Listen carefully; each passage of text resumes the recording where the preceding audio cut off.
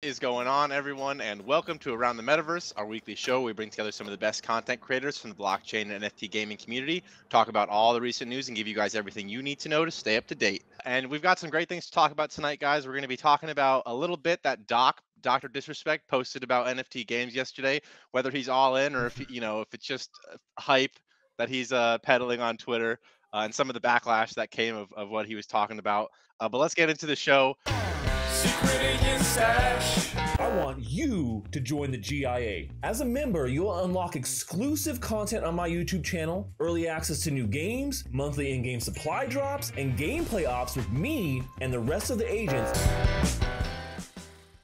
First and foremost, Dr. Disrespect putting out a tweet the other night talking about his game and development studio the game Dead Drop with his associated development studio and community Midnight Society, and basically praising the fact that and it will like what the benefit could be in NFT games. He mentioned, imagine how fun it would be to be playing like a game like Escape from Tarkov and trying to extract with a weapon or some gear that's worth like $100,000 live on Twitch or something like that. Like, think about the level of excitement that gives for the player and the audience. That like extra bit of like risk and hype going into that. And in the comment section, there was mixed reviews in the comment section. Everyone from Mixed reviews, yes. everyone from the NFT space was shouting praises, and everyone from traditional gaming was giving him hella shit. I want to get your guys' opinions on what you think, and if you think Doc is here to stay in NFTs, becoming more prominent. Stash, let me ask you first. First off, why do you think gamers are so hesitant to get into Web3 games? Like, why do you think his core community was giving him such pushback on this? I mean, I honestly think that it has a lot to do with what he said. I think there's a lot of people out there that don't really understand NFTs and they just kind of follow along with whatever the mainstream narrative is. And we see that a lot, I think, with gamers in general. I mean, I think we see that a lot in general with just humans.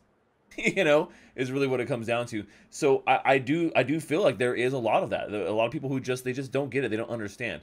Now, someone who is immersed in gaming like Doc is and has been for a long time, why is it he sees something that all these other people don't? Like, magically it's just him, right?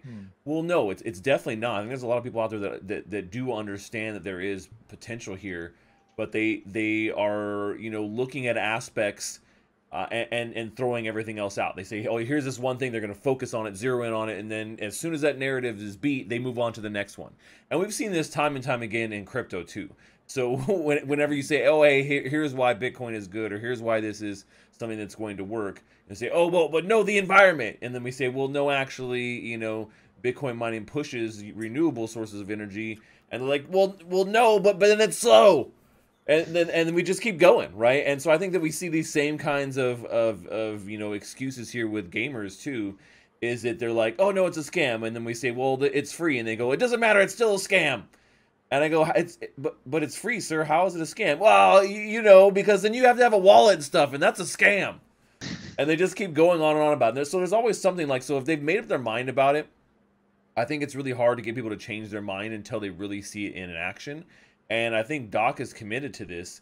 I think, it's funny. A lot of people who have no experience in the industry trying to tell Doc that he's wrong when this man has been doing it for forever. On both I'm sides curious. of the fence, man. I mean, it's crazy. So yeah. Well, Icy, let me ask you, man. I mean, do you think big names, and there will be more to follow, I'm sure, but big names like Dr. Disrespect, embracing NFTs will start to change will start to change people's minds about, the use of NFTs in gaming? Yeah, of course. I mean, Dr. Disrespect tweeted that out yesterday, and it's got 16 million views. I think like 18,000 retweets, thousands of comments. He's definitely leading the charge, and being that first cowboy over the hill. But I think, is going to show with his game Dead Drop the use case for digital collectibles, and he even said that in one of his tweet replies. He refers to them as digital collectibles. So they're going with that framing, and other people will follow suit. It's always scariest to be the first one because you're going to take all the shots, you're going to take all the criticism, but it only takes one to have a little bit of success and show everyone else the way. And I agree with Stash. I think that Dr. Disrespect is the perfect person to lead that charge because he doesn't give an F. You know, he does what he wants.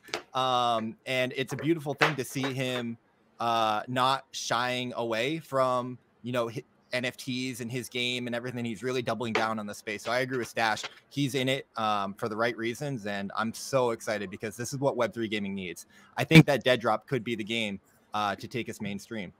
Bulldog, let me get your opinion on this. I mean, like, do you say Dead Drop is a massive, wild success? Everyone like starts to think, you know, like every game needs NFTs, right? Like, do you think that every game is eventually going to have NFTs like Fortnite, you know, Apex, all of the, I mean, I'm not hitting all the categories well, but, you know, is that like inevitable, do you think? I think it's inevitable that every game has things like ownership, has a lot of the kind of the core aspects that we see from NFTs.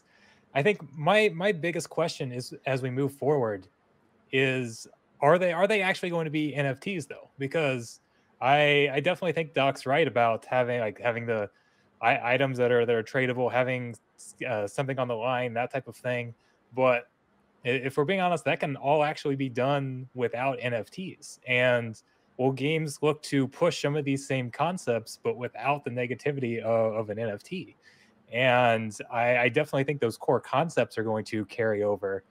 But what will they actually be on the blockchain is kind of the big question. And I don't know if I really have an answer for that. I think I completely agree with Sanjay and Bulldog, but like going back to the topic of the thread and like what Stash said, it's like the whole point is having that item of value and potentially losing it in the game.